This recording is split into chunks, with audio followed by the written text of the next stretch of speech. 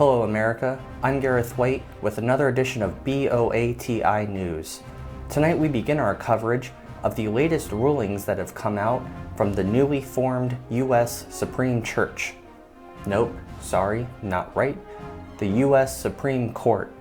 In their most controversial ruling, the court has actually overturned their overturning of the original ruling in Roe v. Wade.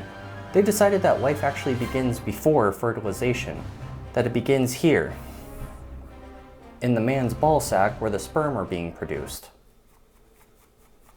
My eyes are here. With this ruling, the court has now banned men from participating in certain activities that may cause a physical injury to the testes or hinder their sperm production.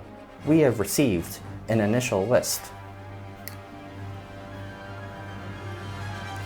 It begins with all top rope professional wrestling maneuvers.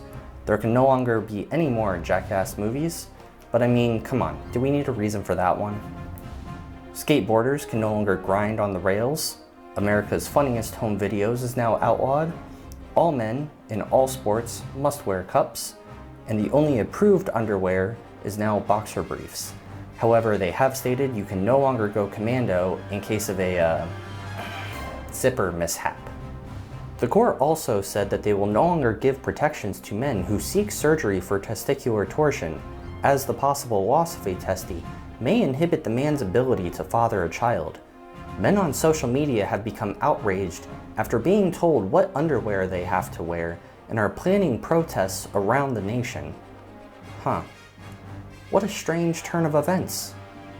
Oh, by the way, all swallowers are now going to be prosecuted as cannibals. #be a quitter. In another ruling, the court ruled in favor of a public school football coach who was fired after being told to stop kneeling and praying on the field after each game. The coach's lawyers argued that apparently the coach didn't pray after every game, only after his team won. Because as we all know, God is only responsible for when your sports team wins, not when they lose. How amazingly convenient it is to be him.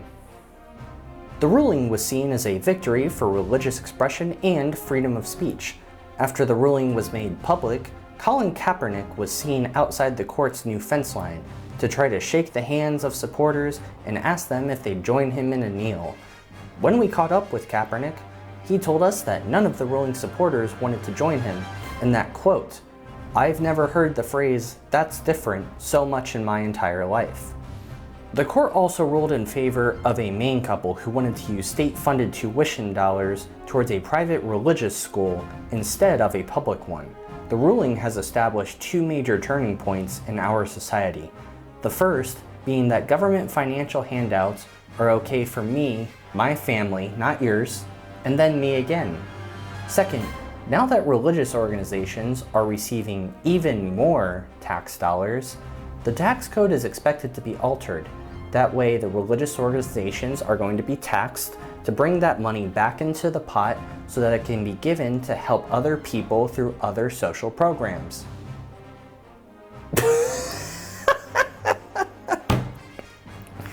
Oh man, churches paying taxes? Are you kidding me? Who wrote that in there? Was it you, Larry? It was you. I mean, why would they do that? Especially to help other people. I mean, that might be something Jesus would advocate for. Ladies and gentlemen, I'd like to apologize for my little outburst there.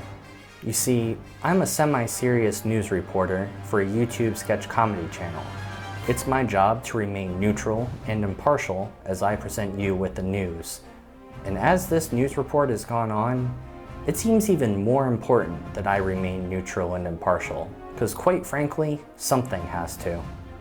And that concludes my coverage for tonight, America. I'm Gareth White. I read the news, and I'm important. BOATI, America, because they said so.